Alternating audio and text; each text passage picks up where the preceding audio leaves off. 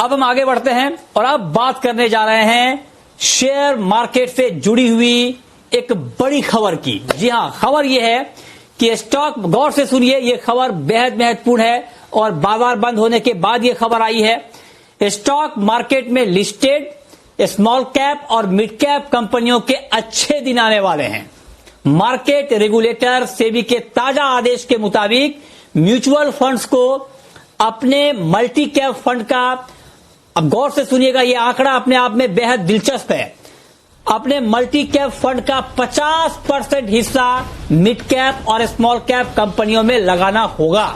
यह बड़ा फैसला सेबी की तरफ से हुआ है। इसका क्या इंपैक्ट होगा, इस खबर को डिटेल में समझाने के लिए और इसका इंपैक्ट समझाने के लिए हमारे वरिष्ठ सहयोगी ब्रजेश मिश्रा इस वक्त हमारे साथ जुड़ चुके हैं। ब्रजेश, पहले तो आप डिटेल में ये बताएं कि स्मॉल कैप और मिड कैप कंपनियों के अच्छे दिन किस तरह से आने वाले हैं। बिल्कुल,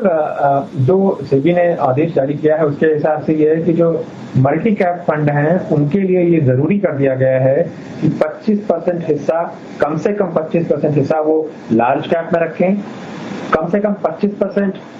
मिड कैप में रखें और कम से कम 25% जो है वो स्मॉल कैप में रखें। दरअसल पहले ये होता था कि मल्टी कैप फंड के नाम पे या तो लार्ज कैप में बहुत सारी होल्डिंग हो जाती थी या मिड कैप में हो जाती थी, ये की कोई व्यवस्था नहीं थी। तो सेबी के इस रेगुलेशन से ये व्यवस्था होगी कि अगर आप मल्टी कैप कह रहे हैं तो वाकई में वो मल्टी कैप होना चाहिए, यानी जिसमें लार्ज कैप भी हो, मिड कैप भी हो और स्मॉल कैप भी हो। तो ये व्यवस्था जो है बनाने की कोशिश जो है वो सेबी की है। अगर जो जुलाई तक के जो आंकड़े हैं उसके हिसाब से है कि जो पूरा ये मल्टी कैप का ये जो फंड है 1,40,000 करोड़ का है। इसमें से अब अगर आप अंदाजा लगा लें कि ये समझ लें कि मिड कैप और स्मॉल कैप इनके लिए तकरीबन 70,000 करोड़ रुपए का जो है रास्ता और खुलेगा इन्वेस्टमेंट का इस तरह के शेयरों में। मिड कैप में चूंकि पहले से काफी होल्डिंग है, कंपनियां म्यूचुअल फंड रख रहे थे, तो वहां थोड़ा कम है, लेकिन जो स्मॉल कैप है वहां पर बहुत ही कम मिनिमम होल्डिंग जो है वो म्यूचुअल फंड मैनेजर्स वहां पैसा लगाते थे स्मॉल कैप्स में। तो अब इस नियम के बाद जो स्मॉल कैप है वहां की तरफ पैसा की उम्मीद की जा रही है। हाँ, ये देखिए, विस्तार से ब्रजेश ने समझाया कि जो मिड कैप कंपनियां हैं और जो स्मॉल कैप कंपनियां हैं उसमें किस तरह का एलोकेशन होगा। और ये खबर इसलिए महत्वपूर्ण है, जो बात ब्रजेश ने भी अभी बताई कि जो बड़ी बड़ी कंपनियां हैं उनका जो स्मॉल कैप कंपनियों में जो एलोकेशन है वो बहुत कम है। तो अब ब्रजेश, मेरा अगला सवाल आपसे ये होगा कि सेबी के इस आदेश का अच्छा असर क्या होने वाला है और क्या इसका कुछ बुरा इंपैक्ट भी होने की आशंका है क्या? दोनों चीजें आप जरा बताएं। देखिए, अच्छा असर जैसे मैंने कहा कि आप हो सकता है कि आप सोमवार को ही आपको दिख जाए कि जो स्मॉल कैप है वहां पे एक आपको तेजी दिखे,